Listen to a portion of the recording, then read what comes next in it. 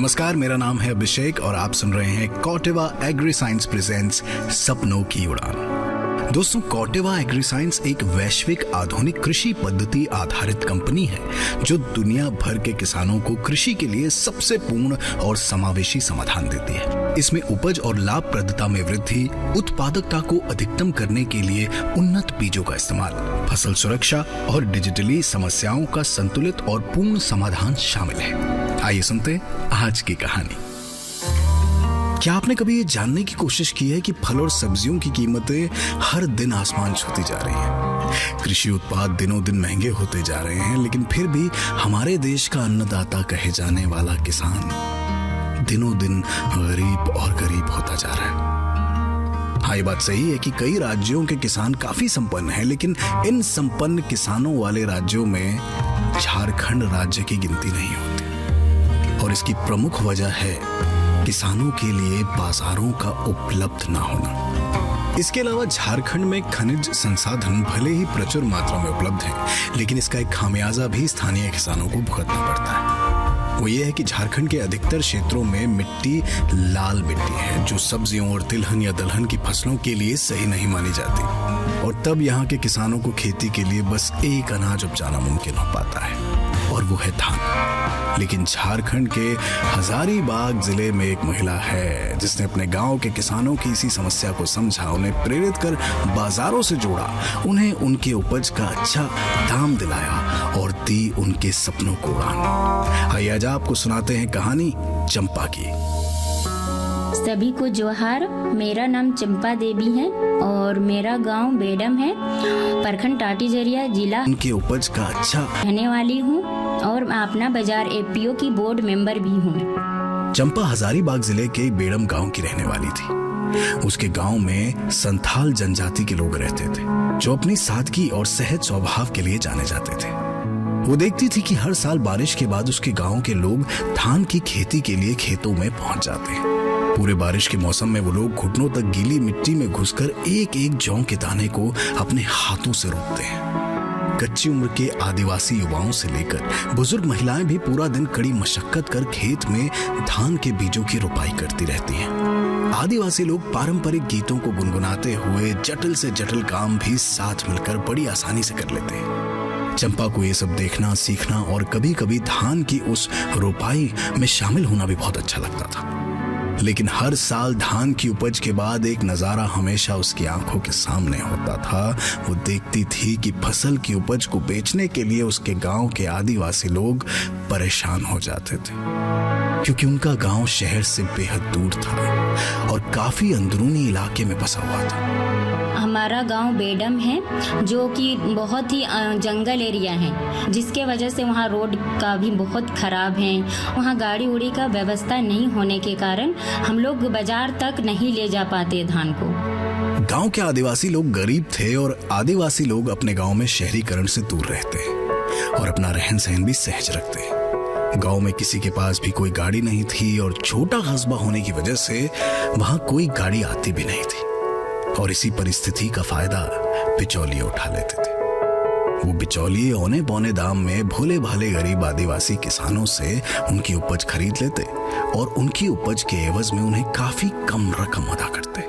और जब गांव तक बिचौलिया आती हैं तो वही बिचौलिया को ही हम लोग मजबूर से धान को दे देते हैं, जिसके वजह से हम लोग को सही दाम नहीं मिल पाता है, जिसके कारण हम लोग को दिक्कत आती है बहुत। क्योंकि हम लोग का गांव है बहुत ही अंदर गांव है, आउट गांव है, इसके वजह से हम लोग मार्केट नहीं जा पाते हैं। हम लोग को इतना मेहनत करने के बाद सही मूल्य पर नहीं मिलने पर हम लोग को बिचौलिया को ही मजबूरन धान दे देते हैं, क्योंकि वहाँ किसी प्रकार का कोई व्यवस्था नहीं है। चंपा अपने गांव के लोगों की इस गंभीर समस्या को अच्छे से समझ तो रही थी, लेकिन उसे अब ये समझ नहीं आ रहा था कि वो इस समस्या के लिए क्या करे। और तभी उसे जानकारी मिलती है कॉटेवा एग्री साइंस और उसकी सहायक संस्था प्रदान की, जो कि किसानों के लिए बाजार की सुविधा उपलब्ध कराती है, जिसके माध्यम से किसान अपनी उपज बिना बिचौलियों के ही बाजार में बेच सकते हैं। जब उसने और अधिक जानकारी हासिल की तो पता चला कि कॉटेवा एग्री साइंस और प्रदान समूह के द्वारा अपना बाजार नाम का एक FPO यानी फार्मर्स प्रोड्यूसर ऑर्गेनाइजेशन चलाया जा रहा है। चंपा अब कॉटेवा एग्री साइंस से जुड़ गई, क्योंकि उसे यकीन हो गया था कि वो उस FPO की मदद से अपने गांव के आदिवासी किसानों को उनके हक की कीमत दिला पाएगी। बचपन से लेकर आज तक उसकी वो यादें जिसमें किसानों को हमेशा ही परेशानियां झेलनी पड़ी थी, बिचौलियों द्वारा ठगा गया था और गरीबी की जिंदगी बसर करनी पड़ रही थी, उससे चंपा उन किसानों को मुक्त कराना चाहती थी। और इसी प्रयास में उसने कॉटेवा एग्रीसाइंस से जुड़ने के बाद एक फैसला लिया। हम अपना बाजार के बोर्ड मेंबर सब दीदी मिलकर निर्णय लिए कि दीदी बेडम गांव है जिसमें कि बहुत गरीब गांव है और वहाँ मार्केटिंग का भी व्यवस्था नहीं है, बहुत दिक्कत आती है, तो वहाँ से हम लोग धान को खरीदेंगे। कॉटेवा एग्रीसाइंस की मदद से चलाए जा रहे FPO अपना बाजार के बोर्ड मेंबर मीटिंग में उस साल गरीब पंचायतों से धान खरीदने का निर्णय लिया गया। इस क्रम में उन्होंने 2 पंचायतों को चुना, बेडम और डूमर। और फिर शुरू हुई एक पहल ग्रामीणों के लिए बाजार खोजने की। इस क्रम में चंपा ने अन्य मास्टर ट्रेनर्स के साथ मिलकर वेंडर्स को ढूंढा। इस खोज में कुछ देर हुई, थोड़ी समस्याएं भी जरूर हुई। हम लोग सभी मास्टर ट्रेनर दीदी मिलकर वेंडर को ढूंढा ताकि सभी पंचायत में अच्छा से अच्छा रेट पर दीदी को दिला सके।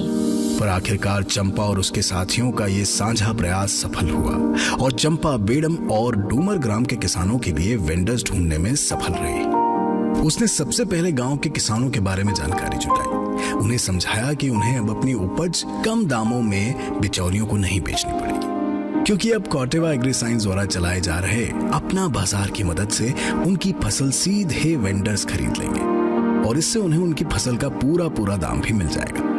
चंपा की इस पहल के बारे में जानकर अब गांव वालों को आखिरकार राहत मिली है। अब चंपा खुश थी क्योंकि बचपन से देखते आए आदिवासी किसानों की समस्याओं को अब वो दूर कर पा रही थी।